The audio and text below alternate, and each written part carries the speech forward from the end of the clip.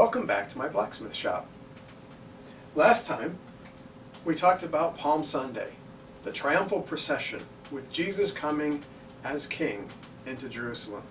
A king on a donkey, meek, humble, and lowly. Today we'll talk about Maundy Thursday. Maundy comes from the Latin word for mandate, a synonym for command. This is Jesus' last command to his disciples. And it came about like this. The disciples gathered a few days after Palm Sunday to celebrate the Passover, sometimes called the Seder, S-E-D-E-R. We did that last year as a church. You may have celebrated the Seder with me, in fact. Well, the disciples had all gathered with Jesus for something similar to that. And they had begun this festival, and partway through Jesus stopped. He got up, took off his outer cloak, put a towel around his waist, and started washing the disciples' feet. Now, that wasn't entirely unusual.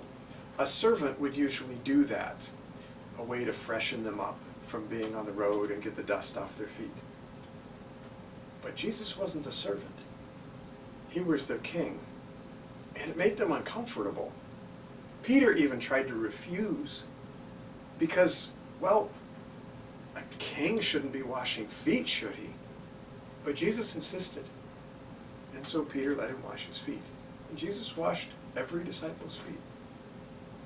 And then he said, you are to serve one another. This is an idea we call today servant leadership. The idea is that a Christian leader uses their power to serve others, not to bully or boss others around. And this was a new command for these disciples. It took them a little bit to get a hold of it. But it really changes what the kingdom is about from what they had expected.